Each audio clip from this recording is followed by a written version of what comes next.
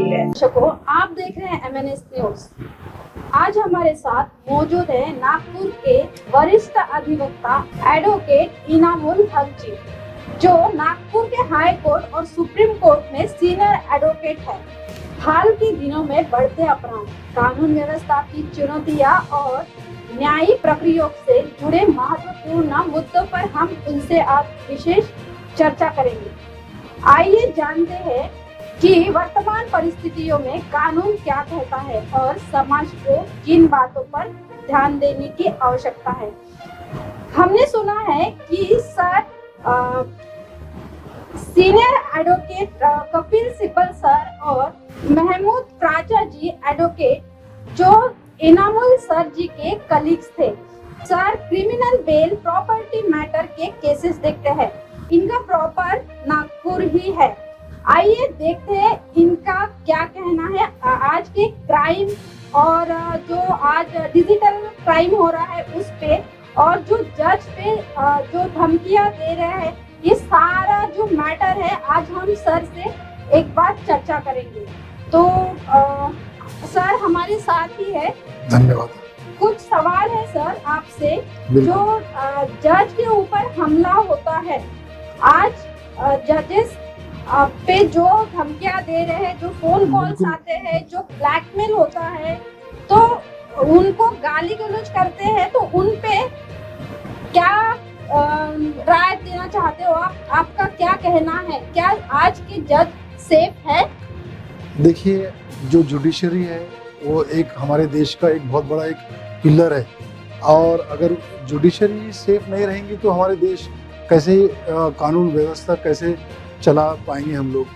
अगर जो जज है, अगर जो उसका जजमेंट देने पे लोगों को आपत्ति है, जबकि वो कानून के दायरे में रह के वो अपना जजमेंट सुनाता है, वो उसका कोई पर्सनल कोई वो नहीं रहता है, ग्रीवेंसेस नहीं रहता है, किसी से दुश्मनी रहती है, वो कानून के दायरे में जो आता है वो उसको सजा देता है या बरी करता है, सबूत और जो गवाह के हिसाब से। तो एक केस जो अभी हाल ही में चल रहा है, तबस्सुम खान जो मध्य प्रदेश के सेशन जज है, लेडी सेशन जज है, उसने 14 जो आरोपियों को जो मॉब लिंचिंग में लिप्त थे, जिसके अंदर पुख्ता सबूत थी उनके खिलाफ, और उन्होंने एक की हत्या की है, तो हत्या की सज़ा मौत है, मौत की सज़ा मौत है। अगर उसको उन्होंने लाइफ सेंटेंस दिया है तो कुछ सबूत और गवाहों के हिसाब से उनको जो सज़ा देना चाहिए था उन्होंने दिया है। अब इसमें क्या हुआ है कि जो जज है वो एक मुस्लिम जज है, तो और जो दूसरे जो लोग हैं वो दूसरे धर्म के हैं, तो इसमें जो जज अपना फैसला करता है तो उसके अंदर किसी की जाति धर्म ये देख के फैसला नहीं करता है। इसके अंदर उसको जो सबूत गवाह जो मिलते हैं उसके हिसाब से फैसला करता है, देखता नहीं कि वो आगे वाला किस धर्म का है। तो इसमें भी क्या हुआ है कि 14 लोग जो थे उन्होंने एक की हत्या की थी, गौ रक्षक बोल के वो लोग गए और वो एक मुस्लिम समाज का एक था, उसका उन्होंने पीट के उसकी हत्या कर दी। अब जब वो कोई किसी की जान लेता है तो उसकी सज़ा जो है आजीवन कारावास, लाइफ सेंटेंस या डेथ सेंटेंस, फांसी की सज़ा होती है। अगर वो छोड़ देती तो वो अपने कानून से पीछे हट जाती, मगर इसमें उसने अपना हिम्मत और हौसला दिखाकर कानून का जो प्रॉपर पक्ष जो रखा है उसके हिसाब से जो गवाह उसके सामने आए हैं, तो उन्होंने अपना बरोबर हिसाब से उन्होंने उसको सज़ा दी। अब कुछ लोग क्या हो रहा है, इसके ऊपर अभद्र टिप्पणी कर रहे हैं कि उसको गंदी गाली दे रहे जज को। तो जज एक इतने बड़े मान सम्मान की जगह है, वो जो बैठ के न्याय देता है उसको एक न्यायमूर्ति कहते हैं, और उसको अगर लोग न्याय देने के लिए रोकेंगे तो फिर न्याय कैसे चलेगा, फिर क्राइम बढ़ जाएगा। अगर वो ये सोचती है डर के मारे कि मुझे अगर ये फैसला देने के बाद मुझे गाली गलौज या लोगों की बातें सुनने मिलेंगी, गाली गलौज या धमकी मिलेंगी, तो एक तरह से कानून की हत्या है। तो इसमें मेरे हिसाब से जिन्होंने अभद्र गाली दी है जज को और जिन्होंने धमकी दी है तो उन पे कार्रवाई होना चाहिए।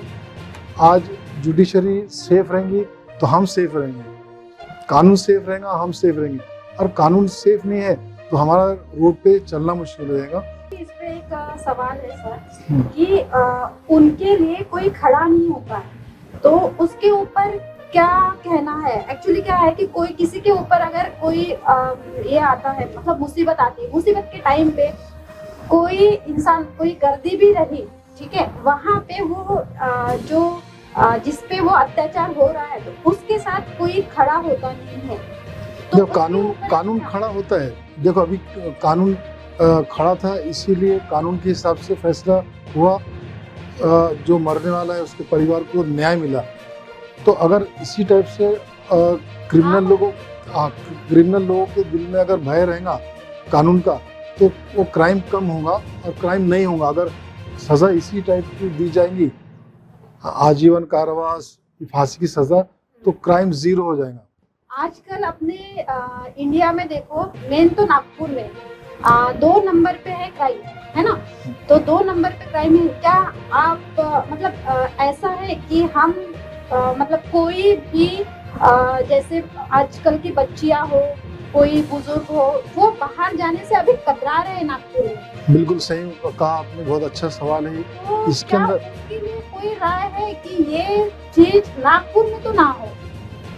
पहले तो पटना 1 नंबर पे था, अब नागपुर आ रहा है 2nd नंबर पे। तो इसकी वजह एक ही स्ट्रिक्टनेस कुछ ना कुछ तो बहुत चाहिए। जरूरी है। अगर कानून को क्रिमिनल लोग हाथ में लेते हैं और उनको अगर सजा नहीं मिलती है या उनको सजा या बरी हो जाते हैं, या उनको ऐसा लगता है कि जो सबूत, जो गवाह उनके खिलाफ बोलने वाले, उनको डरा धमका के वो हॉस्टाइल करा लेते, गवाह पलटा लेते, तो ये अगर इसी टाइप का अगर उनके दिल में डर नहीं रहेगा कि मुझे सजा नहीं मिलेगी तो वो क्राइम करेगा। उसको देख के उसको अगर बरी कर दिए तो दूसरा भी क्राइम करेगा, चौथा भी क्राइम करेगा। इसी टाइप से अगर क्राइम बढ़ते रहा तो लेडीज, माँ बहनें और जो बच्चे जो है वो रोड पे चलना मुश्किल हो जाएगा।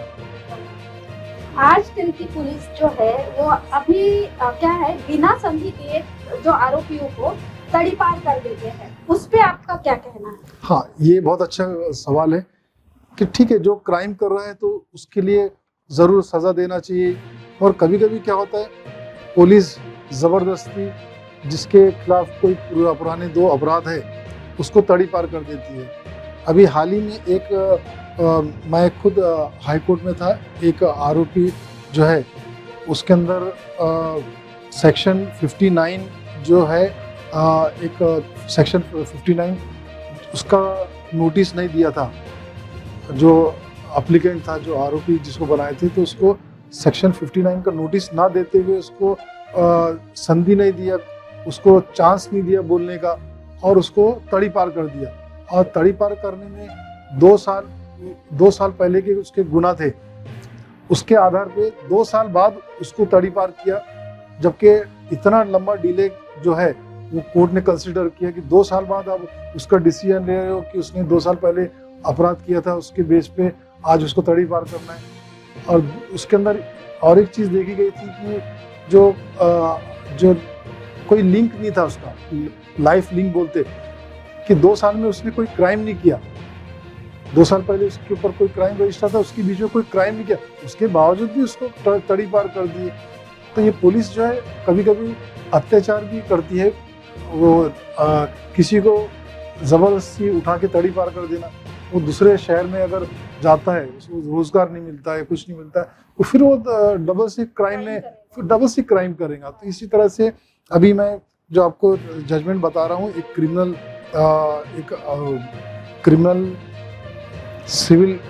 क्रिमिनल रिट पिटीशन 364/2026 का एक मामला है, जिसमें ऑनरेबल जस्टिस निर्लेकर साहब ने एक बहुत अच्छा जजमेंट दिया है। उसके अंदर बताया गया है कि लाइफ लिंक अगर नहीं रही या सेक्शन 59 का नोटिस नहीं दिया तो ये एक तरह से अपराध है। एक तरह से उसके साथ तो जो 2 साल पहले उसने कुछ गुना में उसको पकड़ा, उसके अंदर उसको सिर्फ पकड़ा है, उसका कोई गुना सिद्ध भी नहीं हुआ है, उसके ऊपर सिर्फ ट्रायल चल रहा है, तो उसके आधार पे उसको तड़ी पार कर देना। तो एक क्राइम के अंदर उसको डबल से एक क्राइम किया था, उसने नहीं किया था, वो बात ट्रायल में सिद्ध होंगी, मगर अभी तुम उसको तड़ी पार कर रहे हो। इससे तो उसके दिमाग में उसके जो दूसरे एरिया में अगर जाता है तो वहाँ उसको रोजगार या जो भी तकलीफ होती है, हो सकता है वो क्राइम में डबल से लिप्त हो जाए। तो ये जो चीज़ है ये गलत है, ऐसा पुलिस ने तड़ी पार बिना इन्वेस्टिगेशन किए नहीं करना चाहिए, और कोर्ट ने भी ये माना है। सर मेरा तीसरा सवाल ये है आपसे कि आजकल क्या है, व्हाट्सएप डिजिटल के जो क्राइम होता है, अरेस्ट होता है, वो बहुत बढ़ रहा है।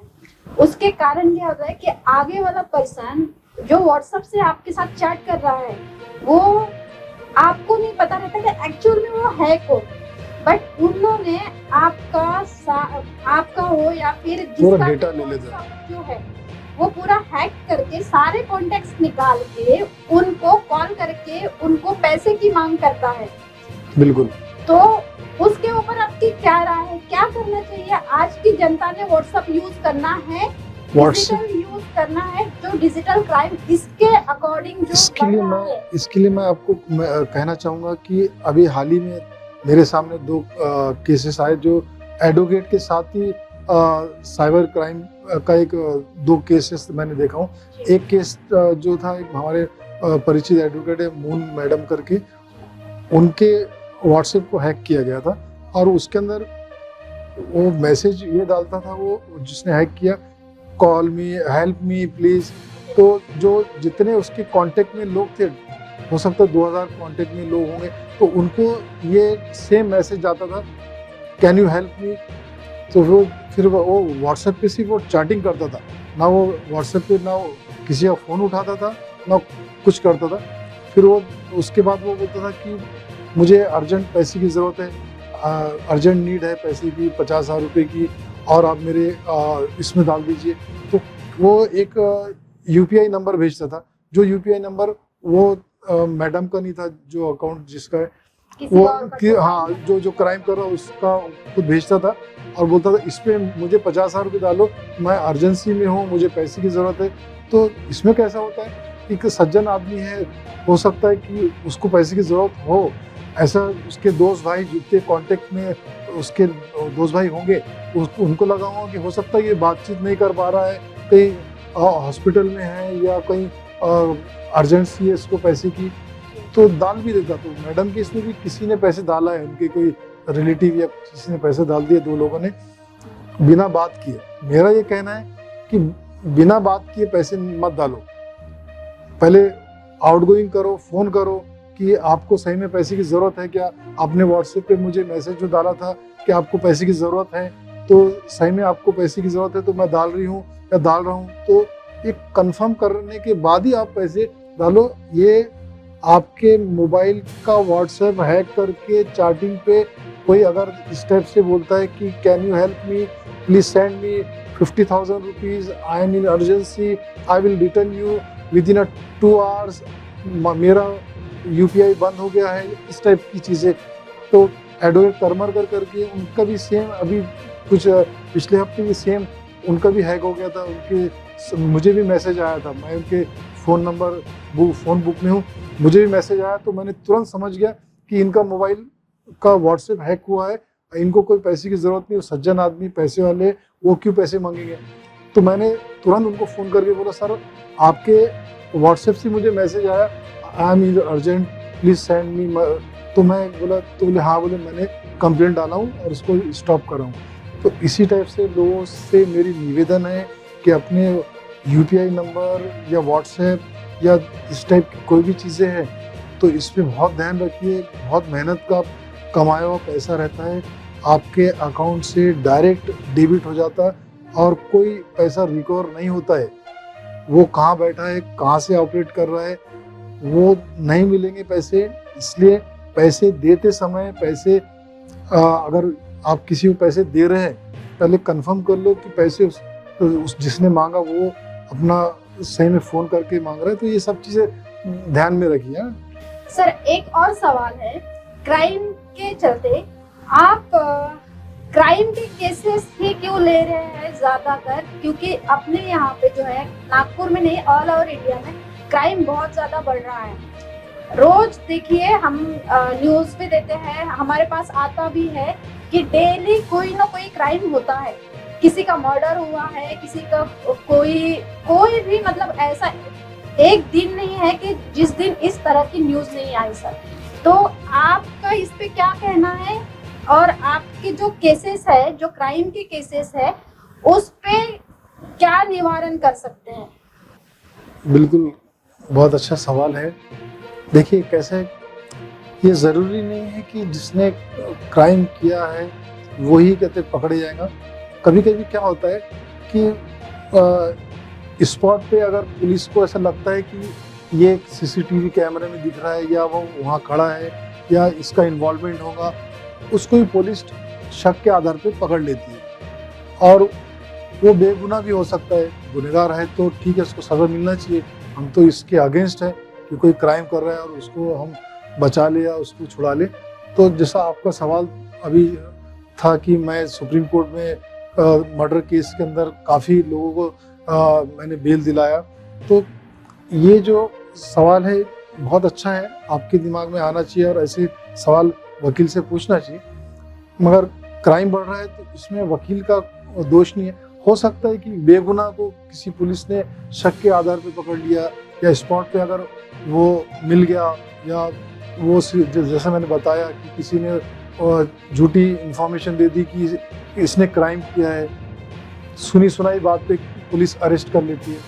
और बेगुनाह अगर अरेस्ट होता है तो उसको न्याय मिलना चाहिए। हो सकता उसका परिवार रहता है, उसकी इज्जत रहती है। तो हमारा काम ही है कि जो है न्याय जो दिलाना हमारा काम है। तो इसलिए हम उसको एटलीस्ट बेल दिलाने के लिए, मैं जो आप कह रहे थे कि सुप्रीम कोर्ट से आपने काफ़ी लोगों को बेल दिलाया, तो मैं सुप्रीम कोर्ट में इसलिए जाता हूँ कि अगर ट्रायल कोर्ट ने उसकी बेल रिजेक्ट कर दी, हाई कोर्ट ने बेल रिजेक्ट कर दी, सुप्रीम कोर्ट एक विकल्प है जिसमें मैं चाहता हूँ कि बेल उसको मिले और उसके साथ वो, यानी उसके साथ अन्याय ना हो।